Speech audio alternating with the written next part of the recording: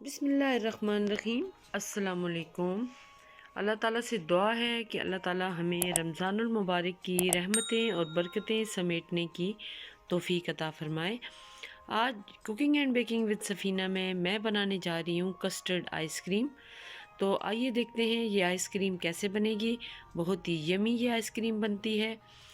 3 से 4 चम्मच यहाँ पे रफ़ान कस्टर्ड पाउडर के मैंने ले लिए हैं और इसमें मैंने ठंडा मिल्क ऐड कर दिया है। चम्मच से अच्छी तरह मैं इसे मिक्स कर लूँगी ताकि कोई गुठलियाँ इसके अंदर बाकी ना रहें। तो ये हमारा कस्टर्ड रेडी हो चुका है। अब चलते हैं मिल्क की तरफ। हाफ़ केजी से थोड़ा ज़्यादा मिल्क मैंने लिया है और इसे बॉयल होने के लिए मैंने रख दिया है। हिस्बे मंशा आप इसमें शुगर ऐड कर दें। चीनी इसमें थोड़ी ज़्यादा ही जाएगी क्योंकि आइसक्रीम में थोड़ा मीठा हमें ज़्यादा अच्छा लगता है। तो जब मिल्क में बॉयल आया है तो मैंने इसके अंदर कस्टर्ड ऐड कर दिया है। अच्छी तरह से विस्क इसे कर लेंगे ताकि इसमें लम्स ना रहें और अच्छी तरह से ये इवनली कुक हो जाए। 4 से 5 मिनट इसको मैंने पका लिया है। थोड़ा जब ये थिक हो चुका है तो इसको ठंडा होने के लिए रख दिया है। अब चलते हैं विपिंग क्रीम की तरफ।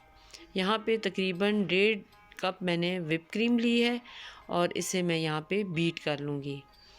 हम इसे इतनी देर बीट करेंगे कि हमारी क्रीम जो है सॉफ्ट पीक्स इसमें बनने लग जाएं, बिल्कुल इसका टेक्सचर सॉफ्ट हो जाए, जिस तरह से हम केक के लिए इसको रेडी करते हैं। तो यहाँ मैं क्रीम को बीट कर रही हूँ।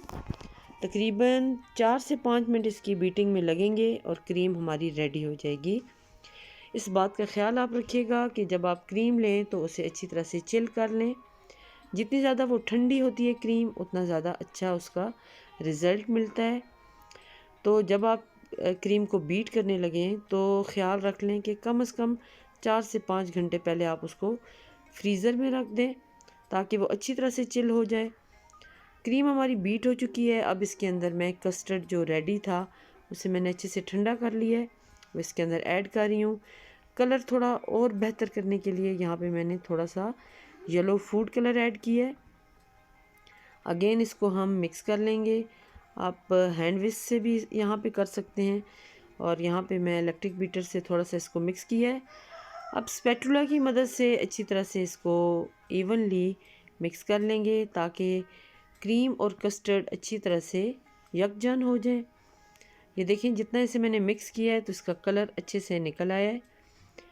अब हम इसे तकरीबन 2 से 2.5 घंटे के लिए फ्रीज़ कर लेंगे।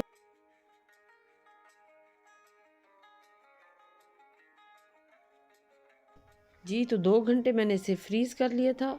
अब इसे मैंने निकाल लिया है। अगेन मैं इसे बीट कर लूँगी। जितना हम इसे दोबारा बीट करेंगे उतना ही ज़्यादा हमारी आइसक्रीम क्रीमी बनेगी।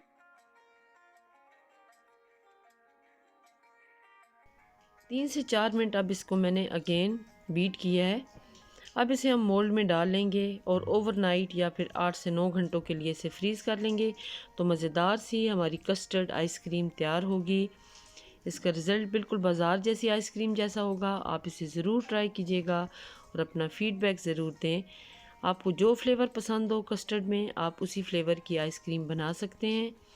अब ये तकरीबन 8 घंटे फ्रीज़ हो चुकी है।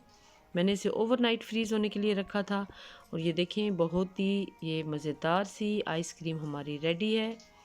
इसका टेस्ट बहुत अच्छा था। आप इसे ज़रूर ट्राई कीजिएगा और अपना फ़ीडबैक ज़रूर दीजिएगा। Thank you for watching. आगे चलने से पहले मैं आपसे ये भी रिक्वेस्ट करूँगी कि प्लीज़ मेरे चैनल को सब्सक्राइब ज़रूर कर दें। अगर आपको मेरी रेसिपीज़ अच्छी लगती हैं तो बेल आइकन को ज़रूर प्रेस कर दें। Thank you for watching. अल्लाह हाफिज़।